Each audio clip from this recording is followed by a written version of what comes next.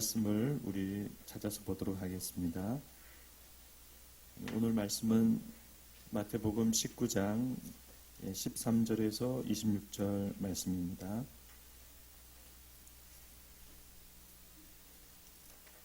마태복음 19장 13절에서 26절 말씀입니다.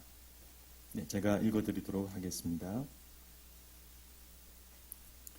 그때 사람들이 예수께서 안수하고 기도해 주심을 바라고 어린아이들을 데리고 오매 제자들이 꾸짖거늘 예수께서 이르시되 어린아이들을 용납하고 내게 오는 것을 금하지 말라.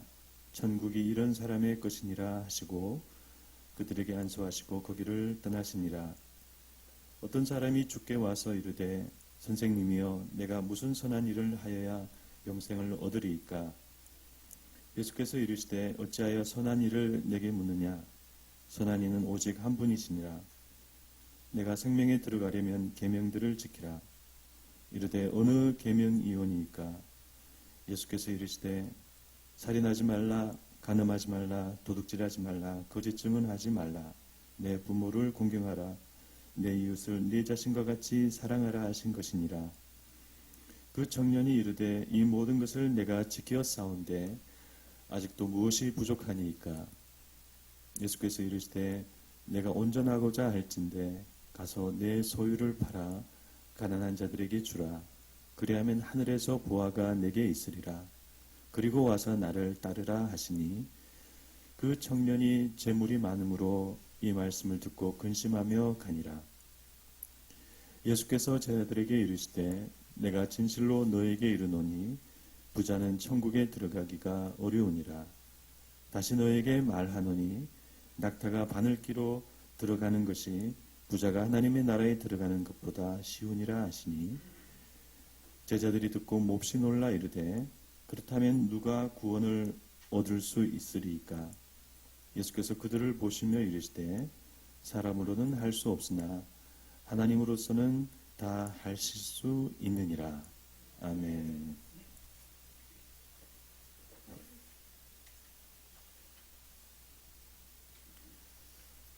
네, 오늘 이 말씀을 가지고 부자 청년에게 말씀하신 구원, 이런 제목으로 말씀을 나누고자 합니다. 마태복음 19장과 20장의 의미는 제자들에 대한 재교육입니다. 하나님의 나라는 세상 나라와 다른 점이 많기 때문에 제자들은 하나님의 나라의 원리와 가치를 잘 알아야 합니다. 지난주에 그 첫 번째 내용을 살펴보았습니다. 제자들은 하나님께서 주신 문자적인 율법과 말씀을 넘어서 그분의 뜻으로 나아가야 합니다. 하나님의 뜻으로 나아가고 열매를 맺어야 합니다. 그것은 내가 애쓰고 힘써서 열매를 맺는 것이 아니라 말씀을 듣고 깨달아서 자연스럽게 30배, 60배, 100배의 결실을 이루는 것입니다. 이렇게 우리가 뜻으로 나아가고 열매로 나아가는 것이 하나님의 나라입니다. 오늘은 이제 두 번째 내용을 살펴보고자 합니다. 어린아이들에게 안수하신 그리고 또 천국이 이런 어린아이의 것이라는 내용은 넘어가고자 합니다. 이 말씀은 18장에서 우리가 살펴보았기 때문에 넘어가고 이 부자 청년과 나누신 말씀을 이 두 번째 내용으로 살펴보고자 합니다. 예수님과 부자 청년의 이 대화 참 중요한 말씀입니다. 여기에는 우리가 성경에서 발견할 수 있는 거의 모든 구원 용어들이 등장합니다. 영생, 생명, 구원, 천국에 들어감, 하나님의 나라에 들어감. 그리고 이 구원을 예수님께서 직접 설명하고 계신다는 점도 매우 중요합니다. 우리의 구원에 있어서 사도 바울의 말씀도 중요하고 사도 요한의 말씀도 중요하죠. 사도 바울의 대표적인 구원에 대한 말씀은 에베소서 2장 8절과 로마서 10장 9절에서 10절 말씀입니다. 너희는 그 은혜에 의하여 믿음으로 말미암아 구원을 받았으니 내가 만일 내 입으로 예수를 주로 시인하며 또 하나님께서 그를 죽은 자 가운데서 살리신 것을 내 마음에 믿으면 구원을 받으리라. 사람이 마음으로 믿어 의에 이르고 입으로 시인하여 구원에 이르느니라. 사도 요한의 대표적인 말씀은 요한복음 5장 24절입니다.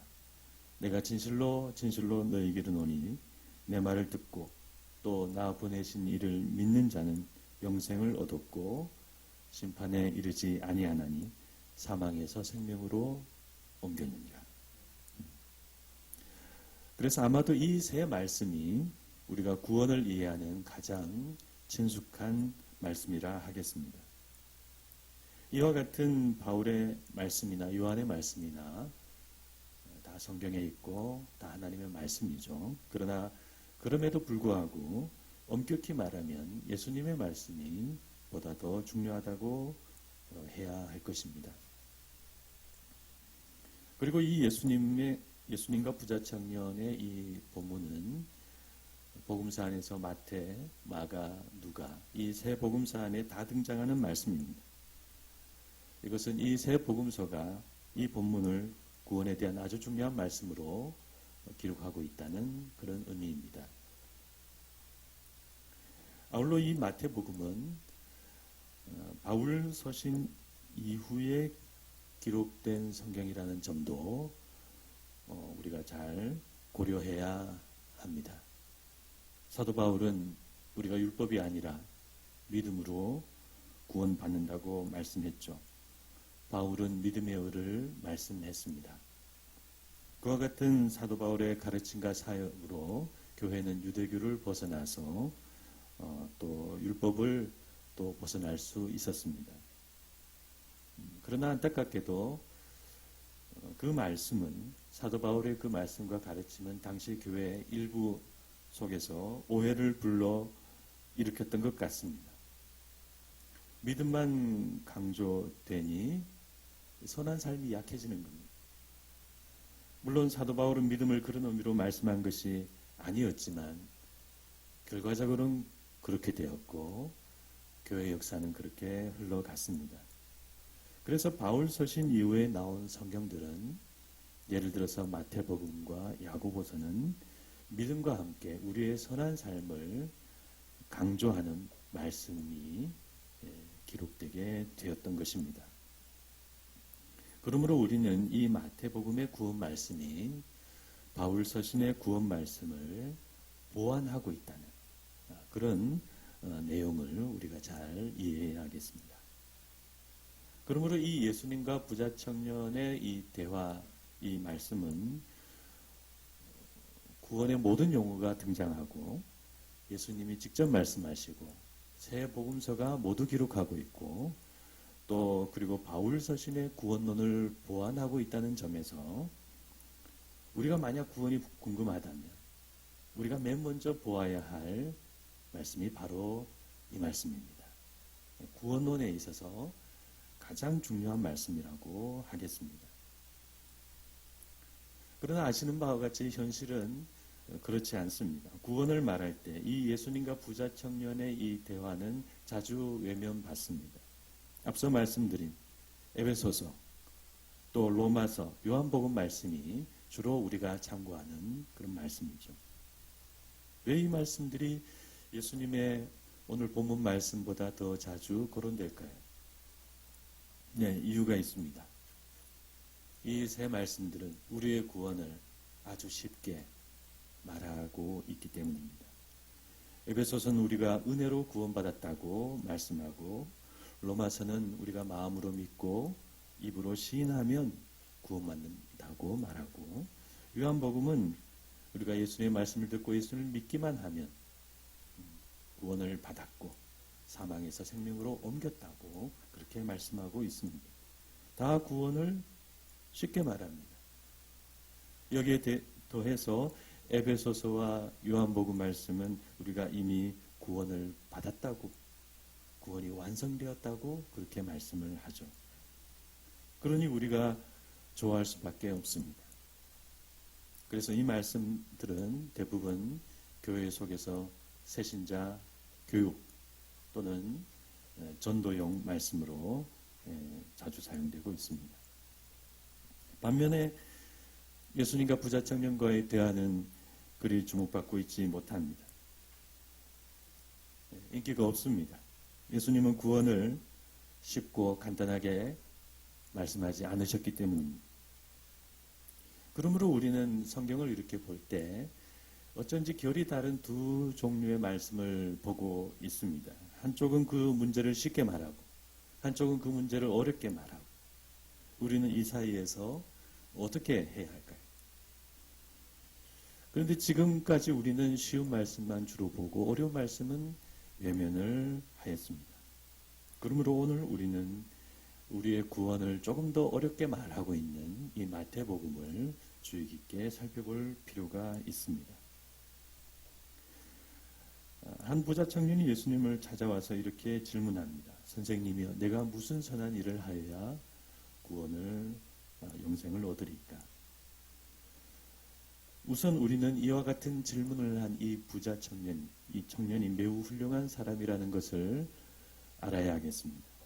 이런 질문을 할 수 있다는 것, 신앙 속에 이런 의문을 품을 수 있다는 것, 이 자체가 매우 훌륭한 일이죠. 율법을 지키는 대부분의 유대인들은 자신들이 소유한 선민사상, 율법, 그리고 세워져 있는 저 성전 이런 것들을 보면서 영생과 구원을 의심하지 않았습니다. 그런데 그런 환경 속에서 구원에 대한, 영생에 대한 이런 의문을 품었다는 것, 그 자체가 이 청년이 매우 진지하고 또 지적이고 영적인 호기심이 있고 또 비판적인 그런 건전한 비판 의식도 가지고 있다는 것을 의미합니다. 이 청년은 지금 자신이 가지고 있는 율법과 선민사상과 성전과 서기관들 바리새인들의 가르침으로는 하나님이 주신 영생을 소유하기가 어렵다고 지금 생각하고 있는 것입니다. 이와 같은 청년의 질문에 예수님은 우선 선한 분은 오직 한 분이시다라는 그런 말씀을 하시면서 그 청년이 질문하는 내용 중에 한 작은 실수를 바로 잡으십니다. 그리고 첫 번째로 이제 중요한 말씀을 하십니다. 구원에 관해서 첫 번째로 중요한 말씀을 예수님께서 하시는데 그것은 바로 내가 생명에 들어가려면 계명들을 지키라입니다. 그러자 청년이 질문합니다. 어느 계명입니까? 이 질문에 예수님은 6가지 계명을 예를 들어서 말씀하십니다. 이 6가지는 10계명에 있는 사람을 위한, 사람을 향한 6개의 계명이죠. 그래서 예수님의 이 말씀은 하나님의 계명은 물론이고 사람들을 향한 계명들을 잘 준수해야 우리가 생명에 들어갈 수 있다는 그런 의미입니다. 하나님한테만 잘해서는 되는 것이 아닙니다. 하나님을 사랑하면서 동시에 이웃을 사랑하는 삶을 살아야 우리가 구원을 받을 수가 있는 것입니다. 그래서 이것이 구원의 첫 번째 단계입니다. 하나님께서 우리들에게 주신 계명과 말씀과 뜻을 잘 지켜야 구원을 받을 수가 있습니다. 그래서 여기서 우리가 단지 은혜로 구원을 받는다는 잘못된 오해를 꼭 버려야 합니다. 우리가 어떻게 살아도 하나님이 택하신 사람은 다 하나님께서 은혜로 구원을 해주신다. 아직도 우리 교회 안에는 이런 잘못된 구원론이 일부 남아 있습니다. 예전에 비해서는 많이 사라졌습니다. 그러나 아직도 이런 말씀을 하시는 분들이 있습니다. 그러나 내가 생명에 들어가려면 계명들을 지키라고 하신 이 예수님의 말씀을 믿으시기를 바랍니다. 그리고 또 저도 제가 이렇게 말씀을 드린 저도 믿어주시기를 바랍니다. 저도 모태신앙으로 자랐고 신학을 하고 특히 구원론과 관련된 신학을 많이 살펴보았습니다. 그것이 우선 제가 궁금한 부분이었거든요. 과연 이렇게 우리가 예수님을 믿어도 구원을 받을 수가 있는가? 그런 생각을 제가 오래도록 했습니다. 우리가 하나님의 은혜로 구원을 받는다는 말씀은 맞는 말씀이지만 그러나 그 의미는 우리가 아무렇게나 살아도 결국 구원받는다는 의미는 결코 아닙니다. 예정론도 그런 기계적인 운명론적인 예정론이 아닙니다. 은혜의 의미도 그런 무조건적인 의미가 아닙니다. 하나님께서 우리를 용서해 주시고 은혜를 주신 목적은 계속 죄짓고 계속 어쩔 수 없는 죄인으로 살아라고 그렇게 하시는 것이 아닙니다. 하나님께 나아오라고 새 삶을 살으라고 우리를 용서해 주시고 은혜를 베풀어 주시는 것입니다. 그러므로 우리는 하나님의 용서와 은혜를 헛되이 받아서는 안 되고 또 그것을 이용해서는 안 됩니다. 따라서 우리가 구원을 받고 영생에 들어가려면 가장 먼저 하나님의 계명과 뜻을 지키는 삶을 시작해야 합니다. 도둑질을 하는 사람은 도둑질을 하지 않는 삶이 시작되어야 하고 또 거짓말하는 사람은 거짓말하지 않는 삶을 시작해야 합니다.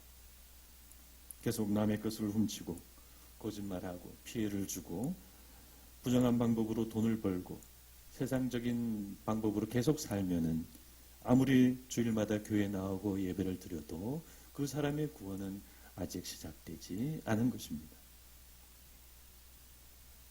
뉴스에 보니까 일부 공무원들이 야근 수당을 받기 위해서 일찍 퇴근을 했다가 밤늦게 다시 사무실에 와서 그 체크를 한다. 뭐 그런 이제 뉴스를 제가 본 일이 있는데 계속 그런 식으로 생활을 한다면 그 사람이 믿는 사람이다. 그 사람의 구원은 아직 시작되지 않았다고 보아야 합니다. 우리가 세상적인 기준을 가지고 재산과 지위와 힘과 권력에 따라 사람을 차별하고 그런 시각으로 계속 살고 사람을 무시하고 그렇게 우리가 살아가면서 또한 죄의식까지 없다면 그런 사람 비록 크리스천이라 할지라도 아직 구원이 시작되지 않은 사람으로 보아야 합니다. 사람을 보는 시각이 달라지지 않습니다.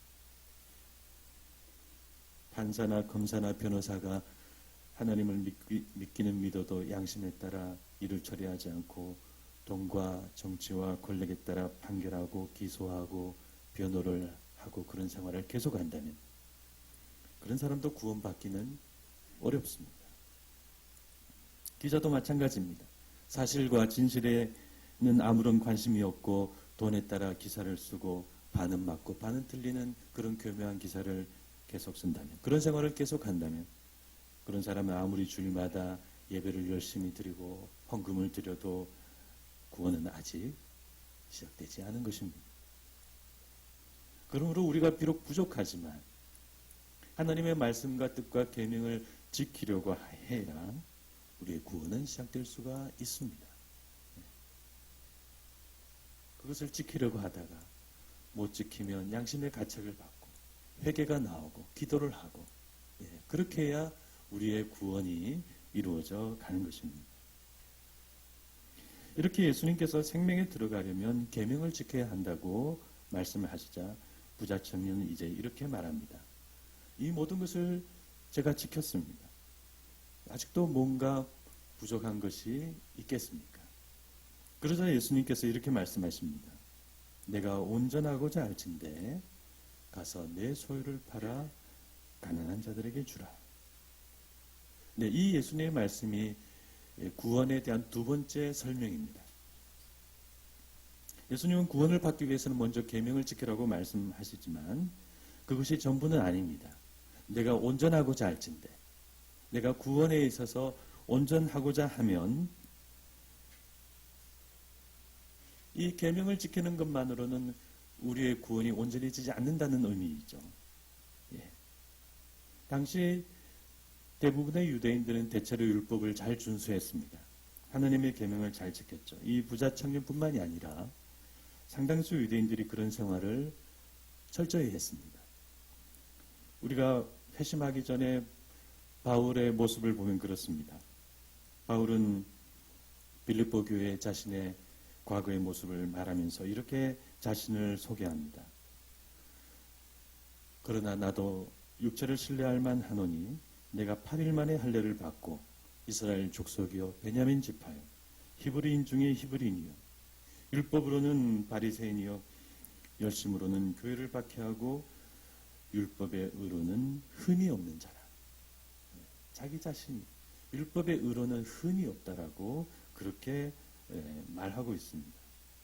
그러나 바울은 예수님을 만난 이후로 이 모든 것이 잘못되었다는 것을 깨달았습니다.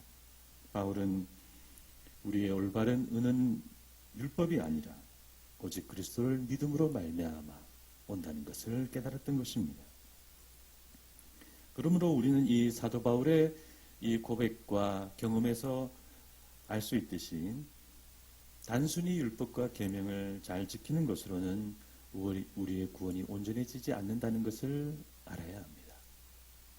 그러면 우리의 구원은 어떻게 온전해지는가? 네, 우리는 예수님의 그 다음 말씀을 살펴보아야 하는 것이죠. 내가 온전하고자 할진대 가서 내 소유를 팔아 가난한 자들에게 주라. 네, 굉장히 어려운 말씀 우리가 지금 보고 있습니다.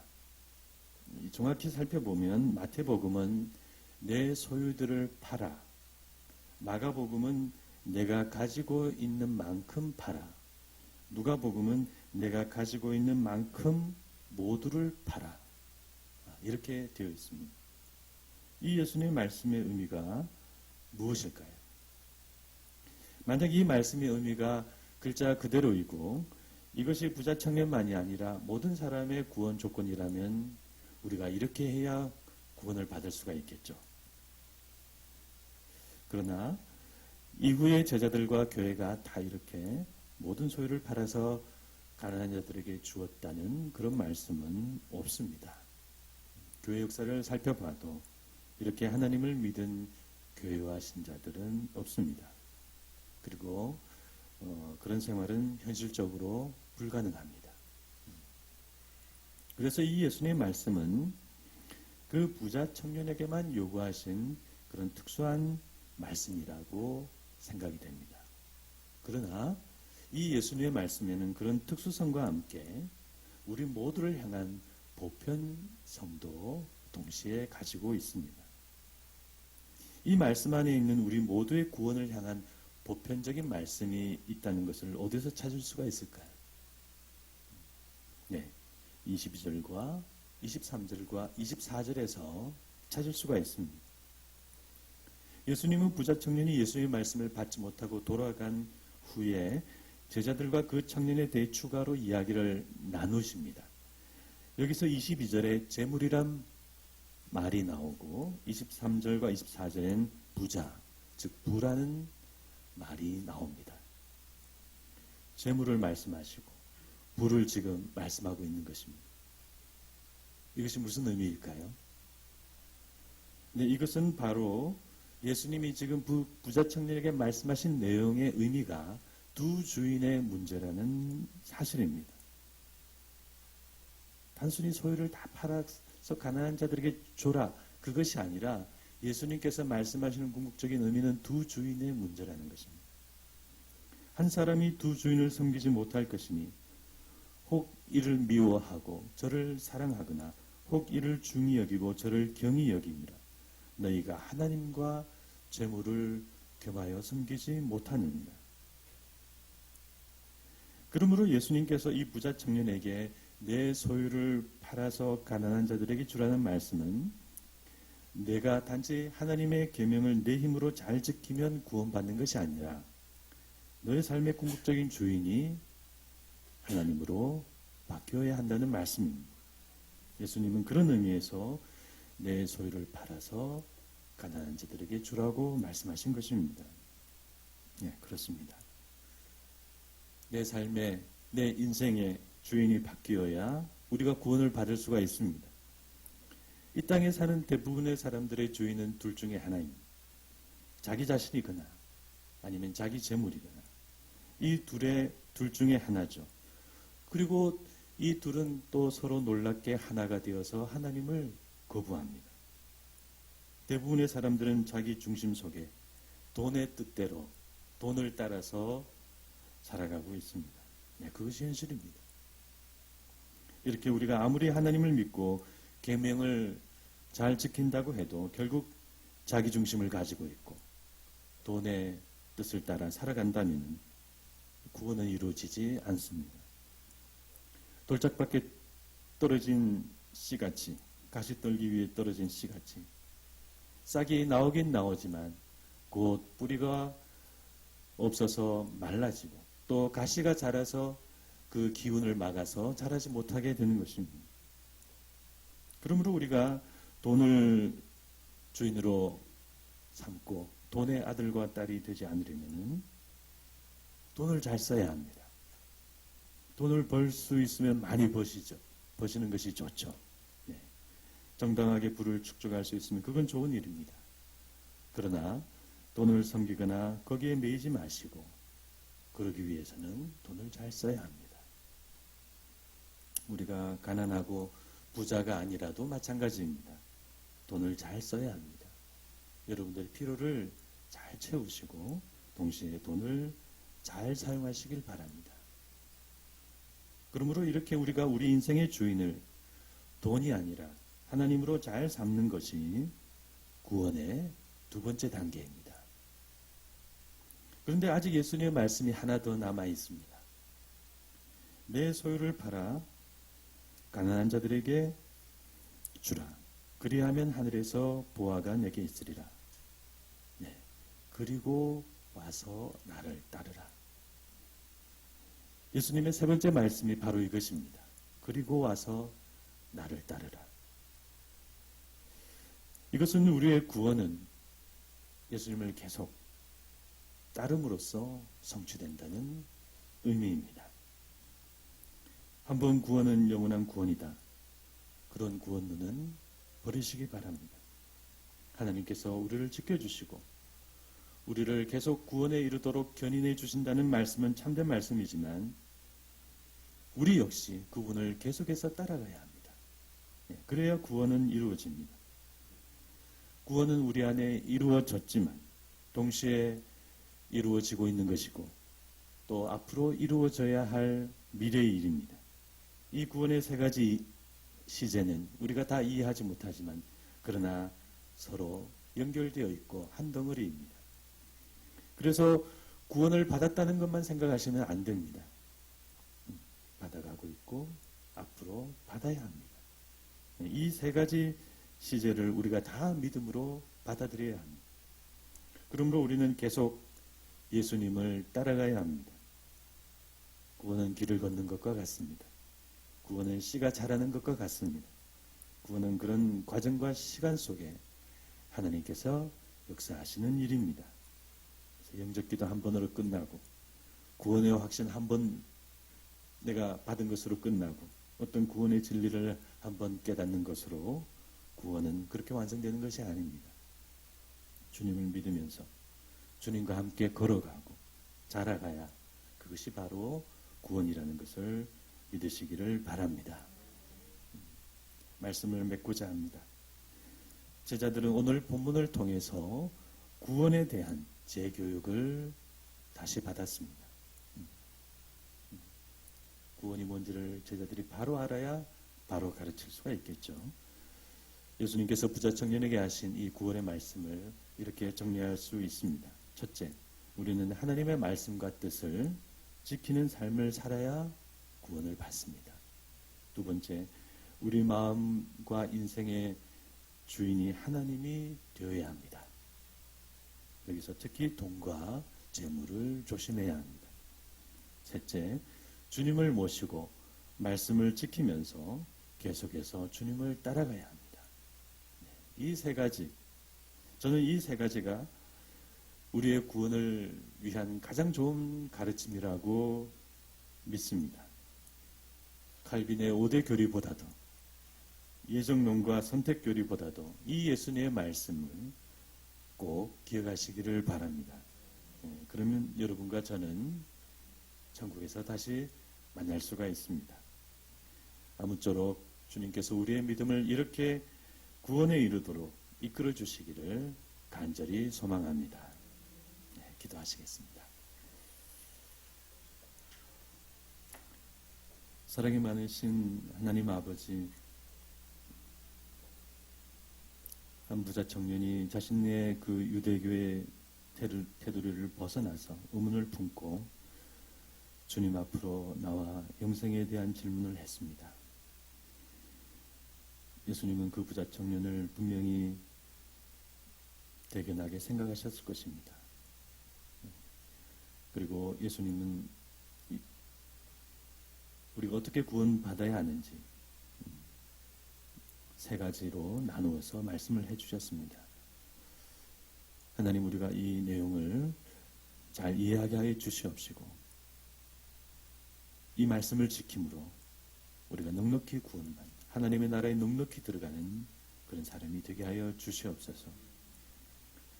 하나님의 은혜를 이용하고 아무렇게나 살아도 구원받는다 생각하고 그런 잘못된 구원론에 빠져있지 않게 하여 주시옵시고 매일매일 주님을 믿고 성실하게 변화되고 새로워지는 그런 저희들이 되게 하여 주시옵소서. 하나님의 나라에 넉넉히 들어가는 저희 모두가 될 수 있도록 인도하여 주시옵소서. 지금은 우리 주 예수 그리스도의 크신 은혜와 하나님 아버지의 무한하신 사랑과 성령님의 감화 감동 교통하심이 우리 주님께서 가르쳐 주신 이 말씀을 따라 하나님의 나라에 넉넉히 들어가기를 원하는 여기 있는 모든 분들 머리 위에 지금부터 영원토록 함께 있을지어다. 아멘.